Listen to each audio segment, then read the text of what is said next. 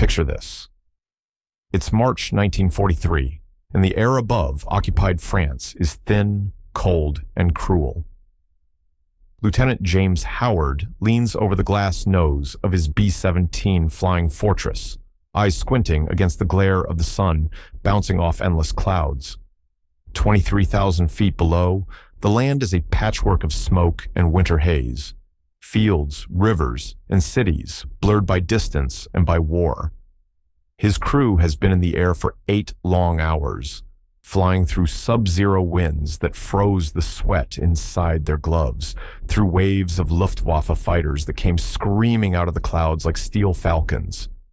Now, at last, the bombardier's voice crackles over the intercom, steady, confident, "Bombs away."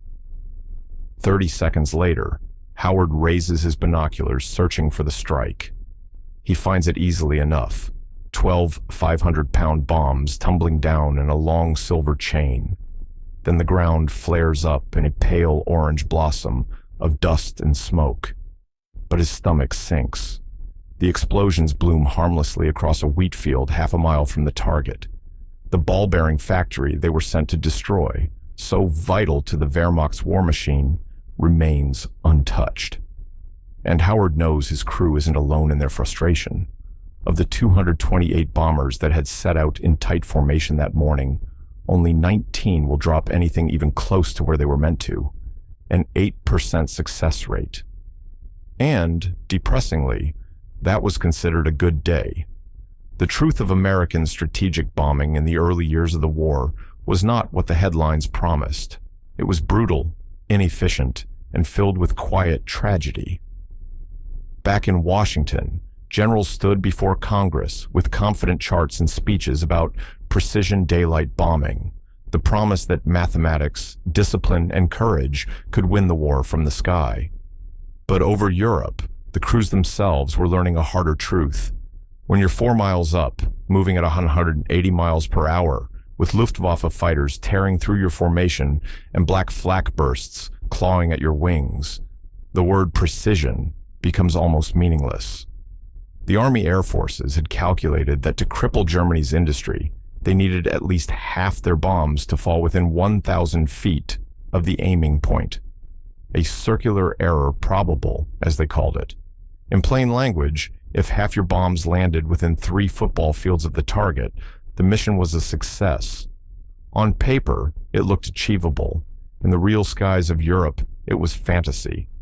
By mid-1943, the actual average miss distance for 8th Air Force missions hovered around 3,200 feet, 3 times the acceptable range.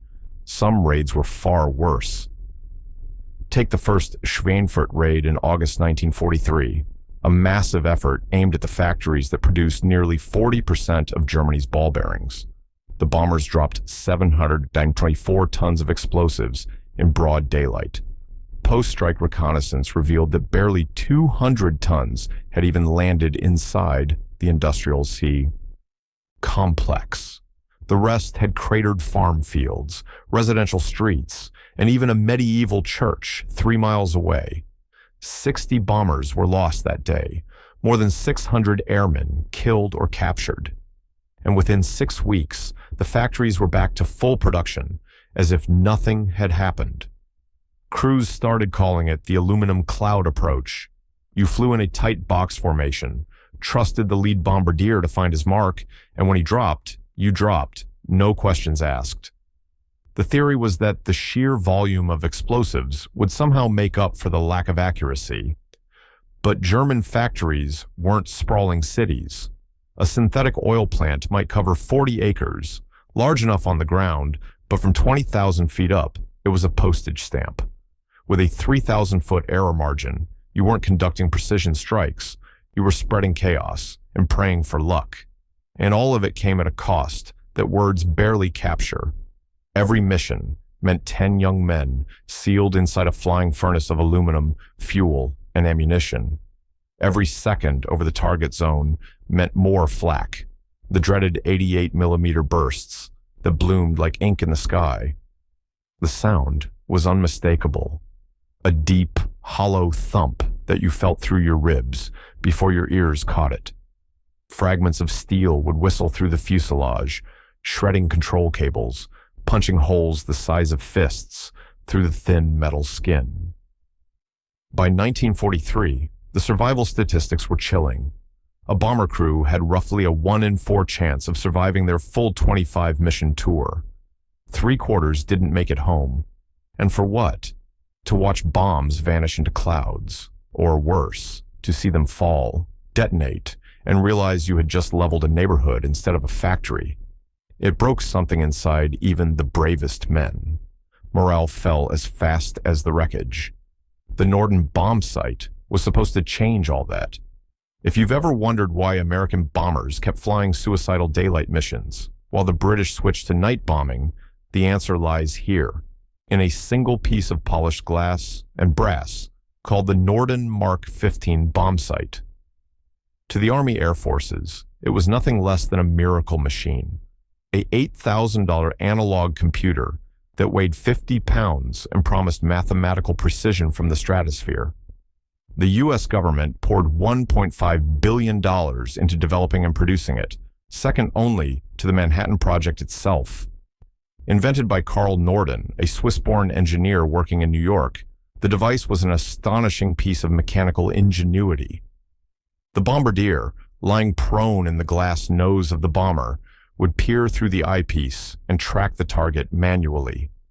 Inside the bomb site, a nest of gyroscopes and gears would calculate drift, altitude, airspeed, and wind velocity in real time. Even more astonishing, it could talk to the aircraft. Linked directly to the autopilot, the Norden could make minute adjustments, guiding the bomber into a perfect attack run. In demonstrations, practice bombs routinely fell within 100 feet of the target. Pickle barrel accuracy, they called it. The phrase became propaganda gold. Posters boasted that American bombers could drop a bomb into a barrel from 4 miles up. Newsreels showed confident officers explaining how science and courage would strike the heart of the Reich. The Norden became a symbol of faith, in technology, in precision, in the idea that war could be fought cleanly, mathematically. And because of that belief, the Norden became one of the most guarded secrets of the war. Bombardiers took a separate oath of secrecy, not just the standard military one. Before every mission, armed guards carried the bomb site to the plane in a locked case. If the aircraft was going down, the bombardier's final order was clear: destroy the device with a thermite grenade before bailing out. Many died obeying that command, staying too long in burning aircraft, trying to melt the very instrument that was supposed to end the war sooner. They needn't have bothered. The Germans already had the Norden secrets and didn't care. A German spy, Hermann Lang, had stolen its blueprints in 1938.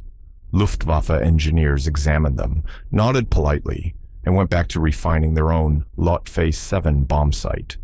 Their verdict: the American device was too delicate, too dependent on perfect conditions. They already understood what American crews would soon learn through blood: that war offers no perfect conditions. The Norden's precision existed only on paper. In the chaos of combat, it became just another instrument humming uselessly in the freezing dark. Over target zones, German defenses transformed the battlefield. Industrial complexes were equipped with smoke generators that could blanket entire cities within minutes.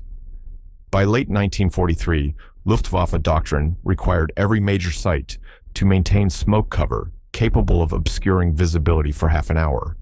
Bombardiers would line up the crosshairs on a gleaming roof, and just as they were ready to release, poof, the world below vanished under an artificial fog.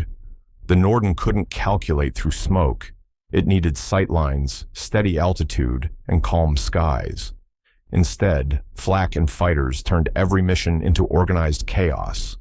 The bomb site demanded a 3-minute straight and level run for accurate computation. 3 eternal minutes of flying predictably through walls of exploding steel. Pilots quickly learned the grim choice: fly steady and die, or maneuver and miss. And then there was the flak.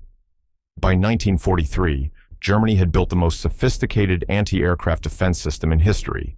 It was a web of radar stations, rangefinders, and batteries of the infamous flak 18, 36, and 37, the 88s. The same guns that would later earn fame as tank killers were, first and foremost, executioners of bombers.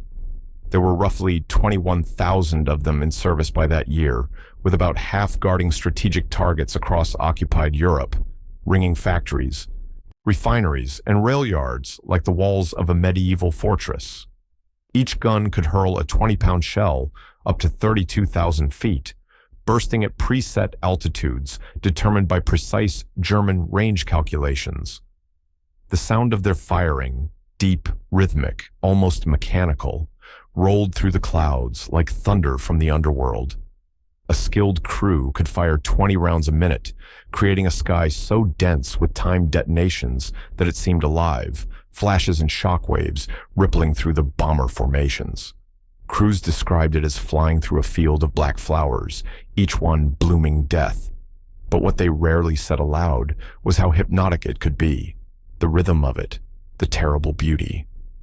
Through it all, Lieutenant Howard gripped the edge of his cockpit, staring into the void ahead.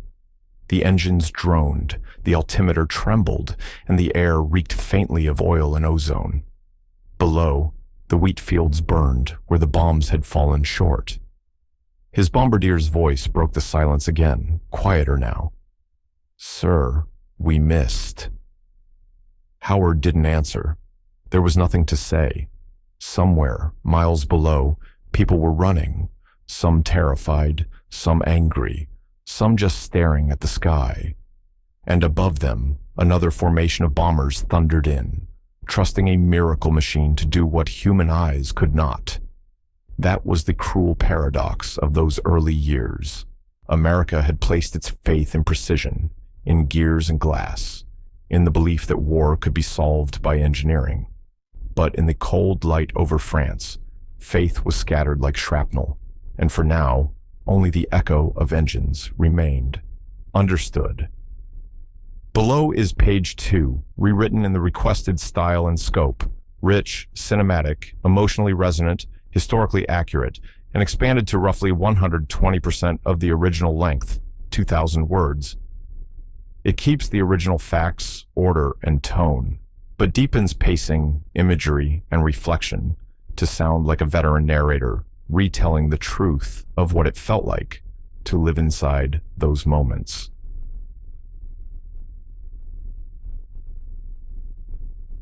The shell would climb in a slow, graceful arc, almost beautiful in its symmetry, until, at a predetermined height, the fuse ignited and the air itself shattered.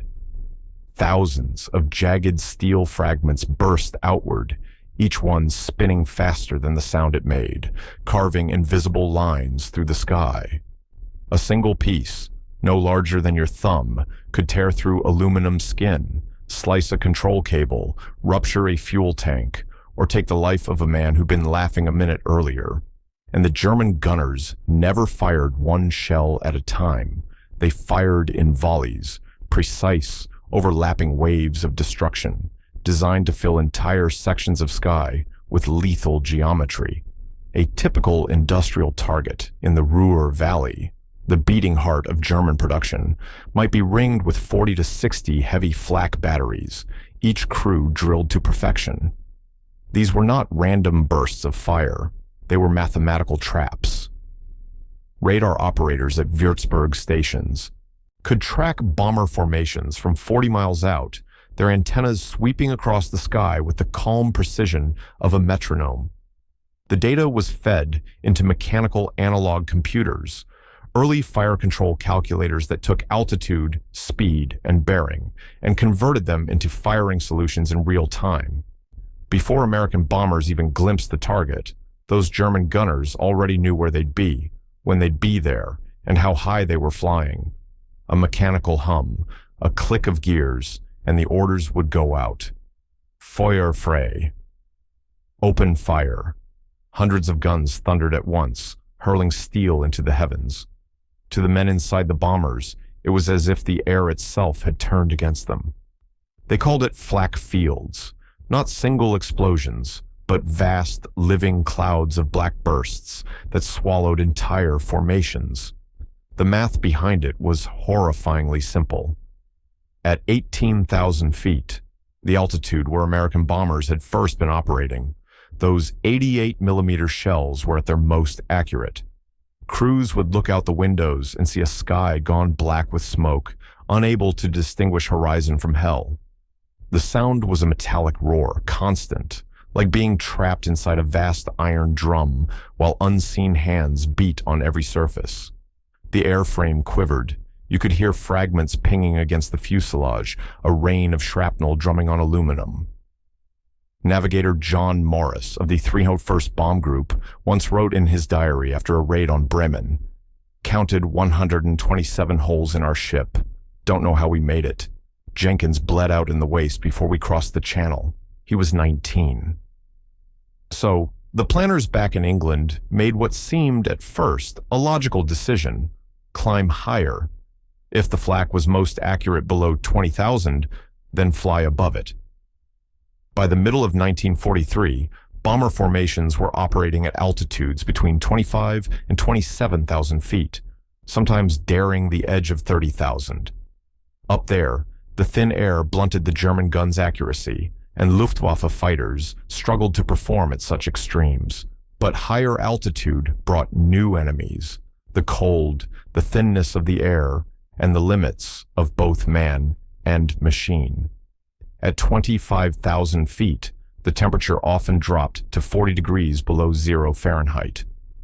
Inside the bomber, frost formed on every metal surface, oxygen masks iced over, and the air grew too thin to sustain life for more than seconds without equipment. Men wore electrically heated flight suits, heavy gloves, and fur-lined boots, yet still lost fingers to frostbite. The engines strained, superchargers howling in protest as the thin air starved them of oxygen. Even the smallest mechanical failure at that height could mean a slow, silent descent into the sea. And then there was the one problem that no amount of altitude could fix: accuracy. Remember the Norden bomb sight, that mechanical miracle promising pickle barrel precision from 4 miles up? Every variable that made bombing difficult at 18,000 feet multiplied at 25. The winds were no longer gentle cross breezes. They were gales, 80, 100, sometimes 120 miles per hour. The jet stream, unknown and unnamed at the time, sliced invisibly across the upper atmosphere. Crews would drop their bombs, watch the string fall perfectly aligned, and then drift sideways for miles before impact. Visibility betrayed them too. Clouds that looked thin and harmless from above could thicken into opaque walls the moment they descended into them. Even the air itself deceived them. Temperature inversions bent light, making targets shimmer and vanish, like ghosts on the horizon. Nobody planned the offset bombing technique. Like many wartime innovations, it was born not from theory, but from desperation, specifically from one navigator's mistake. October 1943. The second raid on Schweinfurt, another attempt to crush Germany's ball-bearing production, was already descending into catastrophe. 291 bombers launched that morning. 60 were shot down. 17 more were so damaged they never flew again. 26% of the force gone in a single day. But buried in the chaos of the after-action reports was a single anomaly. One group, the 305th Bomb Group, had achieved something extraordinary. 42% of their bombs had landed inside the target complex, an accuracy unheard of at that altitude. At first, analysts dismissed it as luck, divine providence, or sheer chance. But when the details emerged, it turned out to be something very different. Their navigator, Captain Robert Williams, had made an error on approach, miscalculating a wind correction by several degrees. The formation reached its initial point, the spot where the final bombing run begins, from the wrong direction, coming in at roughly a 40-degree angle instead of straight on. By the time the lead pilot realized the mistake, it was too late to turn. 18 heavy bombers, each weighing nearly 30 tons, could not pivot in formation without breaking apart or colliding, and the Luftwaffe was already closing in. Williams had seconds to decide. He told his bombardier, Lieutenant Charles Murphy, to use the Norden's crosswind correction knobs, but to deliberately offset the aiming point, to aim not at the factory, but to its right, letting the strong wind drift the bombs back onto target. It sounded absurd, but they were out of time, out of options, and out of luck. Murphy adjusted the knobs, steadied his hands, and dropped the payload. The photographs from the strike cameras stunned the analysts. While most groups that day managed the usual 8 to 12% hit rate, the 305th's bombs walked cleanly through the center of the factory complex. Rows of explosions traced an almost surgical line across the roofs. Williams knew it wasn't luck, and he had the math to prove it. The Norden bomb sight, for all its brilliance, had one fatal flaw. It assumed the aircraft was flying directly toward its target, with the wind blowing from ahead or behind, never from the side. But high over Germany, the winds rarely came from where you wanted them to. They came sideways, shoving the bomber off course, even as the autopilot fought to keep its heading. The nose of the aircraft had to point slightly into the wind to maintain a straight ground track, a technique called crabbing. From above, a bomber flying in a crab looked as if it were drifting sideways, its nose and body misaligned. Here's the trap. When you dropped bombs from a crabbing aircraft, they carried not just your forward speed, but your sideways drift. The Norden was designed to calculate the first, but not the second, and that tiny oversight, just a few degrees of drift, translated into hundreds of feet of missed distance by the time the bombs hit the ground. At 25,000 feet, where crosswinds howled strongest, those errors multiplied beyond control. Williams' accidental discovery changed everything. What if, instead of fighting the crosswind, you used it? What if you approached the target deliberately at an angle, not head-on, and offset your aim point sideways, letting the wind's force correct the trajectory for you? He and Murphy had done exactly that by mistake, and it had worked. The idea was so simple, it felt like heresy. For decades, bombing doctrine had been built on one mantra: aim at the target, trust the bomb sight.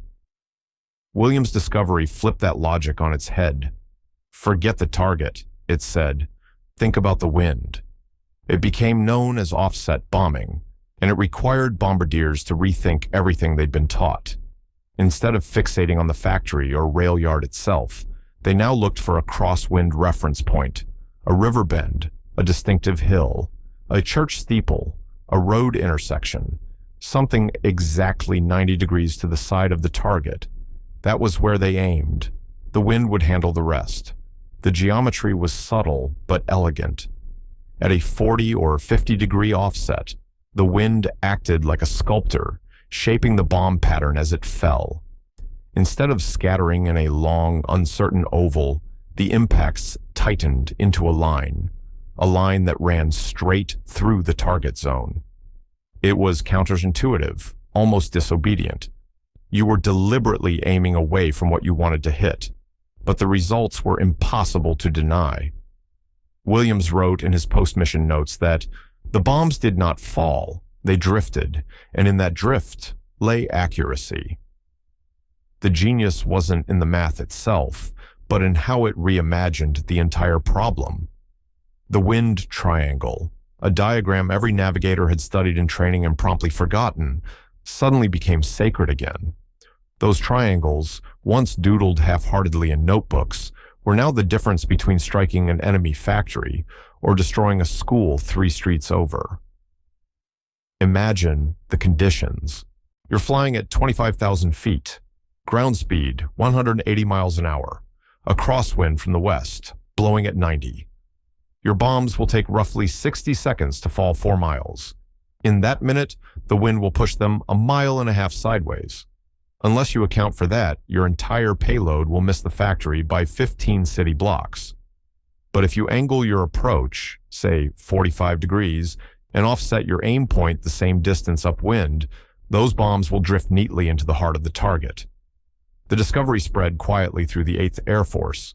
There was no official memo, no change in manuals, just whispered advice exchanged in mess halls and flight briefings. Try Williams offset. Within weeks, more bombardiers were experimenting with it. The hit rates began to rise, not dramatically at first, but enough for commanders to notice. What had begun as a single mistake in the frozen skies over Schweinfurt was evolving into a doctrine written not in textbooks, but in smoke and contrails and the shared memory of men who had learned to turn the wind itself into a weapon. And on some mornings, before takeoff, when the ground crews were tightening the last bolts and the sky was just beginning to pale with dawn, you could see the navigators kneeling by their maps, drawing those triangles again, and whispering their quiet thanks to a man who dared to aim at nothing so he could hit everything. That's a full minute of drift time, 60 long seconds where gravity and wind wrote their own invisible equations in the air, and all a man could do was trust that his math and his courage would hold. In that single minute, the bomber's forward momentum carried its payload roughly 3 miles along its path. But the crosswind, always waiting, always unseen, was pushing those same bombs sideways at nearly 90 miles an hour. By the time they hit the ground, they could be more than 1.5 miles off target. Without correction, you might aim at a factory and instead strike a school, a hospital, or an empty field, anything unlucky enough to be east of your intentions. The offset solution flipped the logic completely. Instead of flying directly toward the target, crews would approach from a 40 to 50 degree angle, usually from the west, with the wind pressing in from the left, pushing, guiding, and, if handled right, helping. The bombardier would pick out an offset aiming point, maybe a rail yard or a road intersection, sitting precisely where the wind would carry the bombs from. He'd peer through the Norden sight, lock onto that reference point, and dial in the crosswind drift angle manually. Then came the moment of faith, the release. The bombs would tumble out of the bay, begin their long fall, and the crosswind would push them in graceful arcs from that rail yard straight toward the factory. If his calculations were right, they'd arrive over the target at the exact instant they touched ground. If they weren't, well, there were no second chances in the sky. That's why wind speed became sacred knowledge. Every crew knew it now. The wind wasn't just weather, it was a weapon if you could learn to aim with it. Navigators developed a technique called the double drift method during their approach runs. They'd take 2 precise drift readings at different points on the way to the target, measuring how much the wind was sliding the aircraft sideways over the ground. By comparing those readings, they could determine both the wind's direction and speed, accurate to within 5 miles per hour, sometimes even better. In those thin altitudes, where a single degree of error meant hundreds of feet on the ground, that kind of precision could mean the difference between chaos and control. Good navigators, men with the calm patience of engineers and the instincts of sailors, became heroes in their own quiet way. Their calculations, scratched out in pencil on oxygen-stiffened paper, were the unseen architecture behind every successful strike. And when those numbers were right, the results were astonishing. By late 1943, testing within the 8th Air Force proved what many crews had begun to suspect. Offset bombing reduced the circular error probable, the CEP, from around 3,200 feet down to roughly 1,100. It was almost exactly the 1,000-foot accuracy that strategists in Washington had dreamed of years earlier. Some exceptional bombardier navigator teams, the kind that seemed to think and breathe as one, could hit within 800 feet on clear days. To modern ears, those numbers may sound crude. A GPS-guided bomb today can land within 15 feet of its mark, but in 1943, with nothing but a mechanical sight, a slide rule, and a man's instinct, this was nothing short of revolutionary. It meant, for the first time, bombs were landing inside the factory complex, rather than decorating the countryside around it. Still, offset bombing was a ballet performed by three men: the navigator, the bombardier, and the pilot, each trusting the others completely. The navigator had to nail the wind data, find the right offset point, and compute the correction.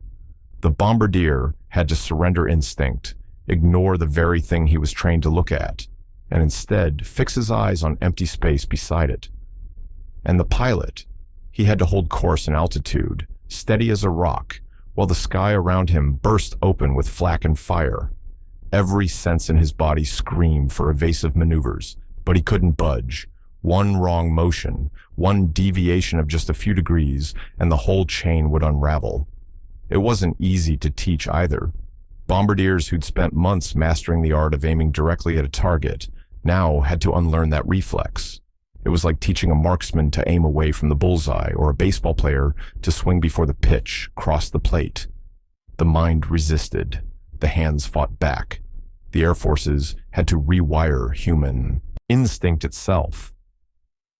To make it work, they built new schools in the Florida heat and the Arizona desert, training ranges that mirrored the layouts of German industrial zones.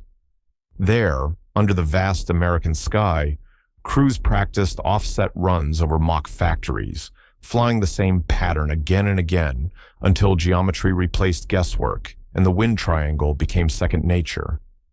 Veteran crews who'd already survived the infernos of Bremen and Regensburg were recalled from England for retraining, a sign of how seriously the brass took this new art.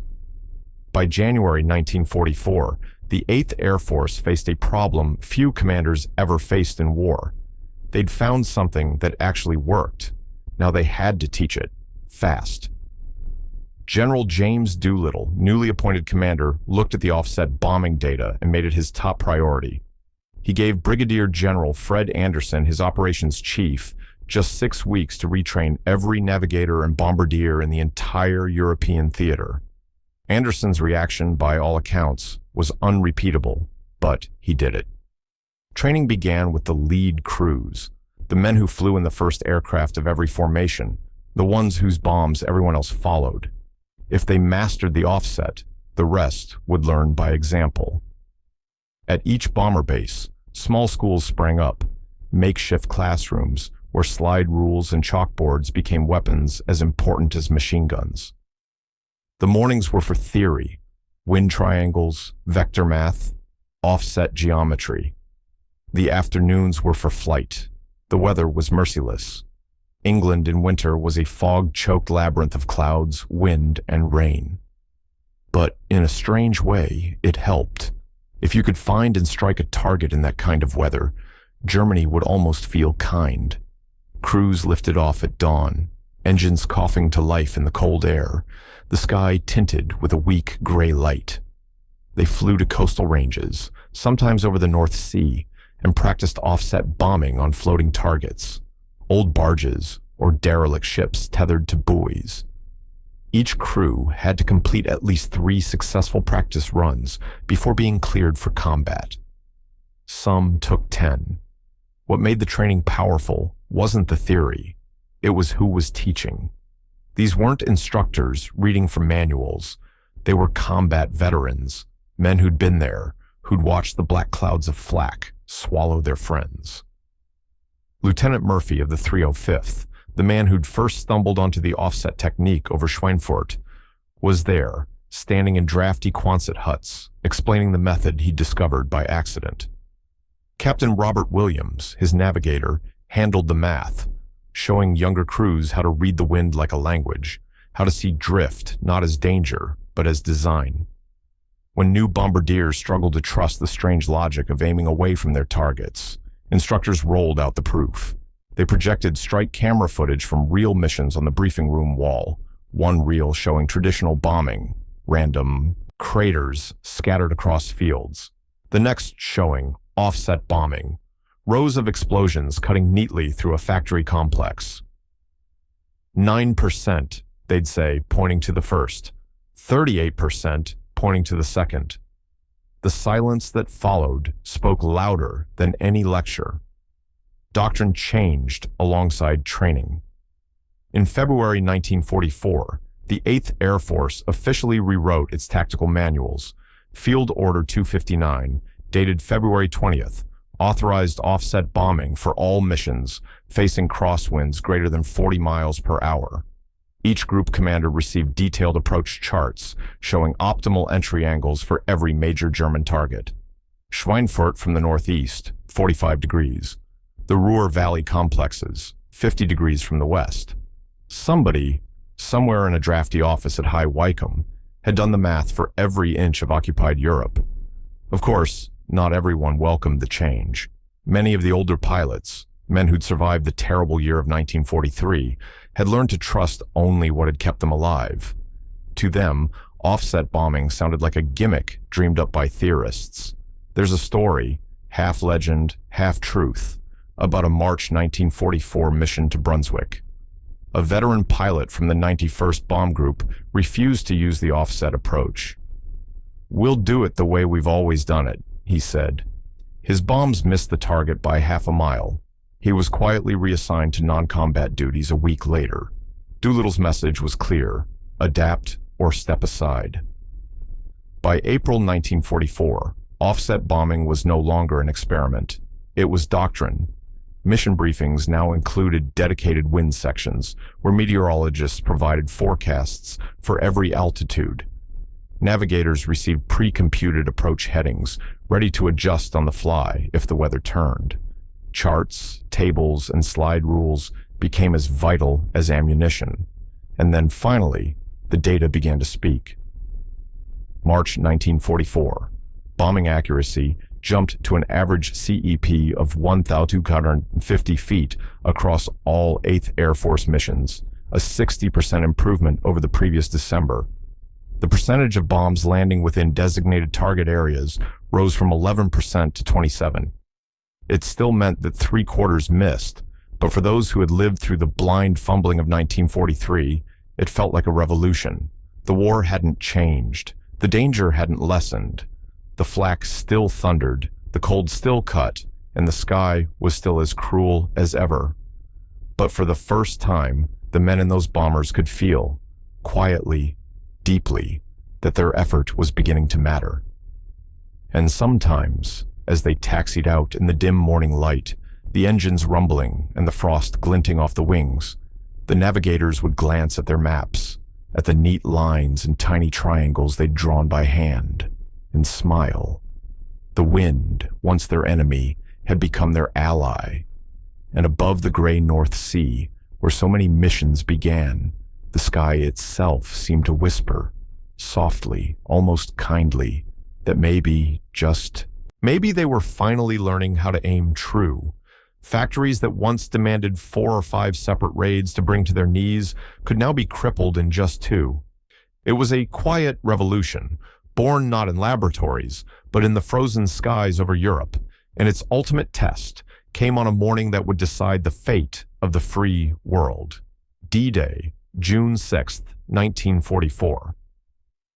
The air smelled of salt and smoke, and every man in the Allied ranks knew that history was holding its breath.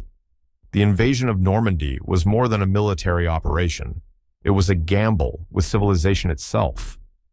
And for the bombers of the 8th Air Force, it came down to one question: could their bombs, guided by the invisible math of offset angles and crosswinds, silence the guns that guarded Hitler's Atlantic Wall before the first landing craft reached the sand? These weren't just artillery emplacements. They were fortresses of concrete and steel, bunkers with walls 8 feet thick, dug deep into the cliffs, each housing 155mm guns capable of tearing apart landing craft from nearly 3 miles offshore. Intelligence had mapped 49 major batteries across a 50-mile stretch of coastline. Every single one had to be neutralized.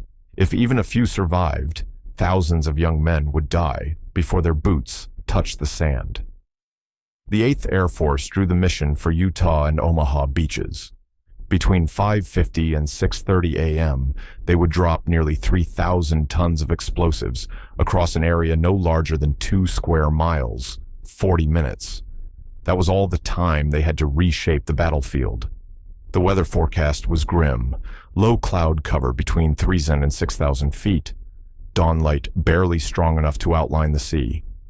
According to doctrine, precision bombing through cloud was impossible, but war, as it so often does, forced men to rewrite doctrine on the fly.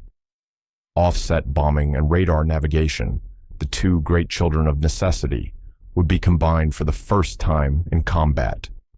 Pathfinder aircraft fitted with the new H-2X radar would lead the way. Their scopes could paint ghostly silhouettes of the coastlines beneath the clouds, tracing the rough boundary where sea met land. It wasn't sight, not in the human sense, but it was enough. Navigators would match those radar echoes to the shapes of known landmarks, river mouths, peninsulas, bends in the shoreline, and use them as offset reference points. The equations were the same as visual bombing, only now they were being done by feel, by instinct, by faith in a fuzzy green screen glowing in a darkened cockpit. Bombardiers would track that radar shadow, adjust for wind drift, and release their bombs not at the target itself, but at the point where the crosswind would carry them home. On paper, it could work. In the chaos of combat, no one was sure. When the morning came, the weather betrayed them. Clouds thicker than forecast, overcast, stretching from 2,000 to nearly 10,000 feet. Visibility near zero. The bombers descended to 12,000 feet, low enough to tempt fate, high enough to stay marginally alive. The Luftwaffe's guns, the dreaded Flak 88s, were waiting. The air rippled with the metallic percussion of distant fire. And then the wind joined the battle, 25 to 40 miles per hour, blowing from the northwest, pushing every aircraft toward the beaches. That wind, once the enemy of precision, would become again their silent ally. At Omaha Beach, though, the result was chaos. Reports from the ground would later call it disastrous. Most bombs landed inland, carving great craters through the Norman countryside, chewing up roads and fields far behind the German lines. Only about a third of the coastal fortifications at Omaha took direct hits. To those on the ground, it looked like failure. But the truth, buried in the haze of smoke and miscommunication, was more complicated. At Utah Beach, just a few miles away, the same technique worked with almost surgical precision. The bombardiers approached at a 45-degree offset from the northeast, the crosswind nudging their bombs sideways toward the coast. They trusted their instruments, their math, and each other, and the results were devastating. Neat, linear strikes walked across the German gun positions, bunker after bunker, collapsing under the concussive weight of impact. Of the 28 major fortifications guarding Utah, 25 were destroyed before the first American soldier waded ashore.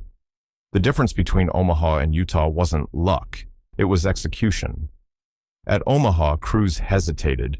They knew friendly forces were approaching by sea, and the thought of dropping short, of striking their own men, was unbearable.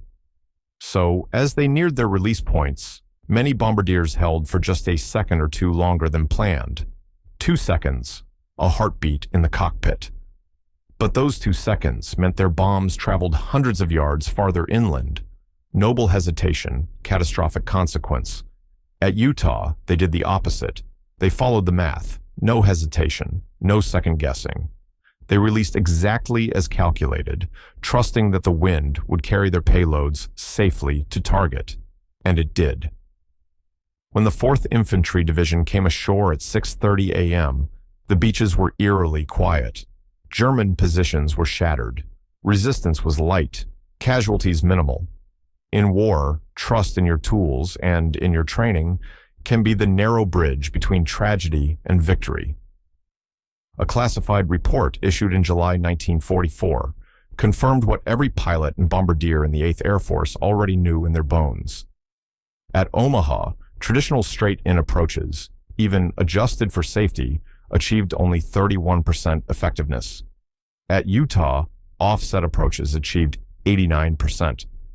That wasn't an improvement, it was a transformation. It was the difference between a method that struggled to work and one that decisively won battles. The report's conclusion was as clear as it was humbling. Offset bombing had reduced the number of raids needed to neutralize fortified positions by a factor of 3. One technique, discovered almost by accident over Schweinfurt, had altered the arithmetic of war. By summer 1944, offset bombing had become standard doctrine across every major Allied air campaign. The massive raids on French rail yards before D-Day, the attacks on V-1 launch sites hidden in forests, the systematic annihilation of Germany's oil refineries, all of them used offset geometry as the foundation of their planning. Even the British, whose RAF Bomber Command had once scoffed at the idea of precision, began experimenting with offset methods for daylight raids, and it didn't stop with the war. The lesson, like all powerful ideas, survived its battlefield. When peace returned and analysts compiled the United States Strategic Bombing Survey, they found something astonishing in the data.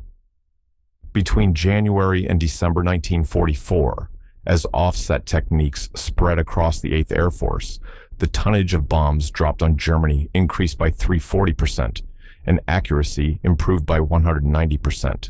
More bombs, better aim, fewer missions. For the first time, destruction had mathematics on its side.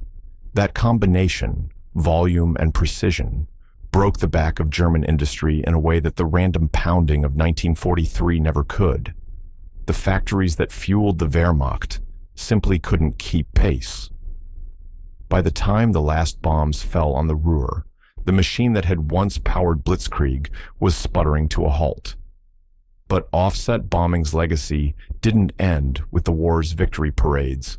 The Cold War turned it from tactical innovation into strategic necessity. When the new generation of Air Force planners sat down in the 1950s to think about nuclear war, accuracy wasn't just a matter of efficiency, it was a matter of survival. A conventional bomb that missed by a mile wasted steel and fuel. A nuclear bomb that missed by a mile could start a global catastrophe. So, in the Strategic Air Command, offset geometry became scripture. Every bomber crew, from the B-29 to the mighty B-52 Stratofortress, learned to calculate drift and correction angles as naturally as breathing. It was no longer just about wind and weather, it was about the difference between annihilation and deterrence. When the B-52 entered service in 1955, it brought technology that turned those wartime equations into circuitry. The AN/ASQ-38 bombing navigation system could read radar echoes, measure crosswinds, calculate offset angles, and even fly the approach automatically. The bombardier had become less a marksman and more a conductor, guiding a symphony of machines built around one timeless principle: use the wind, don't fight it. The idea traveled farther still. In Vietnam, where monsoon winds tore through the mountains with the force of artillery, offset bombing once again proved its worth. B-52 formations flying arc light missions over the Ho Chi Minh Trail approached their targets at calculated angles, derived from real-time weather reconnaissance. They dropped from 30,000 feet through jet stream gusts of over 150 miles per hour and still achieved accuracy that turned jungle roads into dust. Post-strike reconnaissance showed an average CEP of under 2,500 feet, even under the worst conditions. The wind that once mocked their efforts now obeyed their mathematics. Then came the next revolution: precision-guided munitions. Missiles that could think, bombs that could steer. The old art of wind triangles and offset angles seemed destined for history's shelves. Why wrestle with geometry when a laser could trace the path for you? During the Gulf War of 1991, the world watched weapons slip cleanly through ventilation shafts and bunker doors. Analysts declared that the era of calculated bombing was over, that computers had finally tamed the chaos of air war. But those who had studied the past knew better, because behind every laser, every guidance chip, every piece of software that keeps a bomb on course, There still beats the same old principle discovered by a tired navigator over Schweinfurt in 1943. The world is never still. The air moves. The earth turns. And if you want to strike true, you don't fight the wind. You fly with it. The men who learned that lesson are mostly gone now. But if you stand on a quiet airfield somewhere in England, where the grass has grown over the old runways and the wind sighs across the tarmac like a ghost, you can almost hear it again. The low hum of engines, the steady breath of oxygen masks, the calm voice of a navigator calling out a correction. Wind from the northwest, offset 45 degrees, bombs away, and then just silence and the long echo of a lesson that still rides the wind. They said computers and satellites had made it foolproof now. That precision was a solved problem. That in the era of GPS and smart bombs, no one would ever again have to squint through crosshairs or scribble wind angles on a clipboard. But the world, especially the battlefield, has a way of humbling human confidence. Because once the jamming starts, once the satellites go dark and the signal falls silent, every pilot and every mission planner finds themselves right back where their grandfathers were in 1943, staring down at a hidden target and asking the same old question: how do you hit what you can't see when the machines stop working? That's the part modern warfare often forgets. The enemy no longer just fires bullets or missiles. They attack the very space your electronics live in. They twist the air itself into a weapon. GPS signals can be drowned in noise, targeting systems spoofed into seeing ghosts, radar blinded by false reflections. In that instant, all the billions spent on precision turn to static. The sleekest aircraft in the world becomes no smarter than a B-17 crossing Germany in a headwind. And so, quietly, the Air Force has come full circle. The newest doctrine for GPS denied environments, those words that make every modern pilot's stomach tighten, is once again teaching the geometry of offset bombing. It's the same principle that Robert Williams and Charles Murphy stumbled upon over Schweinfurt 80 years ago, now encoded into training manuals and flight computers. Crews are taught to find radar-visible landmarks, mountain ridges, river deltas, clusters of buildings that form distinct radar signatures. From there, they calculate offset angles by hand or using onboard systems, adjusting for wind drift, terrain masking, and known defenses. They attack not the target they see, but the point the wind will carry their bombs from. The math hasn't changed, only the tools have. Even the B-2 Spirit, the most advanced stealth aircraft ever built, still carries offset bombing logic deep in its mission software. It isn't just a backup for emergencies. In some missions, it's the primary strike method. When flying into hostile airspace defended by radar networks and electronic listening posts, the B-2 can't risk turning on active sensors or transmitting targeting data. Its stealth depends on silence. So, the old idea returns in a new form. Use passive radar to identify features, compute offset geometry, and strike without a whisper. The aircraft releases its weapons in the dark, lets the wind and the math carry them home, and vanishes before the first explosion blooms on the horizon. That's not nostalgia, it's survival. Even drones, those silent eyes circling above distant deserts and mountain passes, use offset principles when the winds are fierce.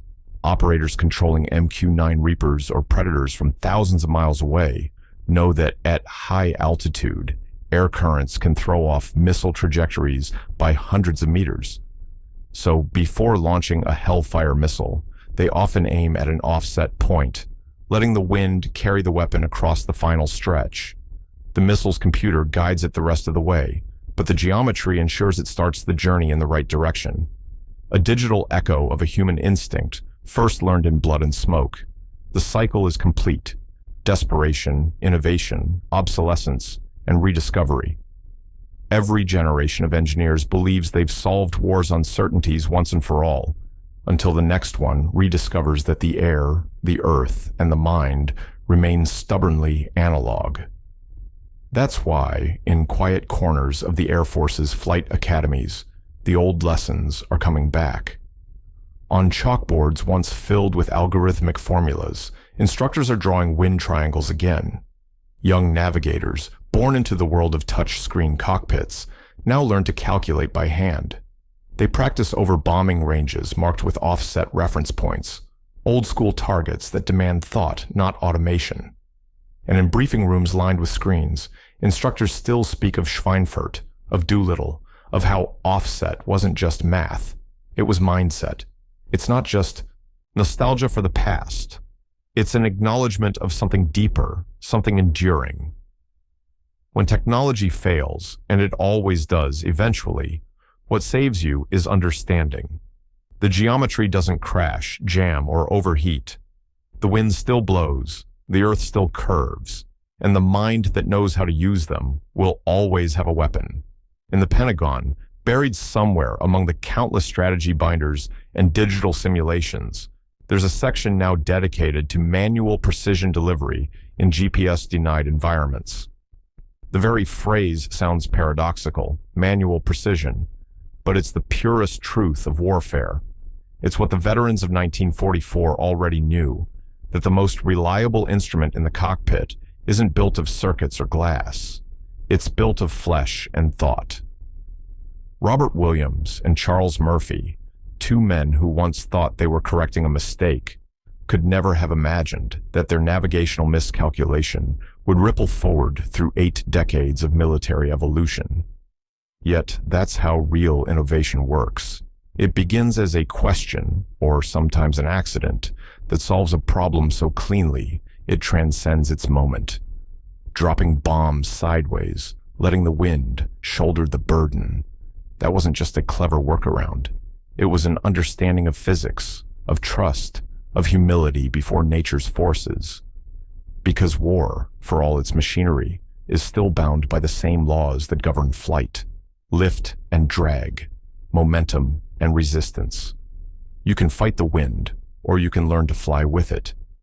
When modern pilots sit in the cockpit of a B-2 or the glass nose of a B-21 Raider, they are heirs to that same lineage of quiet problem solvers, the kind who survive not through brute force, but through comprehension. The software that guides their missions is built on equations once scribbled in the margins of logbooks. Their radar imagery overlays reference points on digital maps, but the principle beneath, the offset, hasn't changed since the day someone in a cold bomber over Germany realized that aiming at the wrong place could hit the right one. Even the most futuristic scenarios, autonomous drones, hypersonic glide weapons, AI-assisted targeting, all still echo with that idea. Computers may calculate faster, but they can't think laterally, can't feel the subtle dance between wind and motion. They can't smell the ionized air after a storm and know instinctively which way the weather will turn. Humans can. That's why, no matter how advanced our tools become, we keep rediscovering old wisdom written not in code, but in experience. And when electronic warfare wipes out guidance networks, as it surely will in some future conflict, young pilots will again rely on what's been passed down like an heirloom, a ruler, a compass, a triangle sketched in grease pencil, a steady voice saying, offset 45 degrees, wind from the northwest, trust the math. It's poetic in a way. The same wind that once scattered bombs across Europe now carries the weight of memory. Every precision strike today, whether guided by satellites, lasers, or human intuition, owes a quiet debt to that overcast October morning above Schweinfurt, to a navigator's mistake, to a bombardier's intuition, to a moment when chaos gave birth to clarity. War has changed. The skies have filled with machines that whisper to each other across oceans. But in the end, it always comes back to the same dance. The pilot, the wind, the unseen target far below. The old triangle drawn in air and hope. And maybe that's fitting, because the wind, unlike our machines, never forgets. It remembers every time we've trusted it, and every time we've tried to fight it. Somewhere, high above the clouds, the air still carries that faint echo, the quiet hum of engines, the murmur of calculation, and a single, steady voice in the headset whispering into the silence. Offset confirmed, bombs away, and then only the wind. Only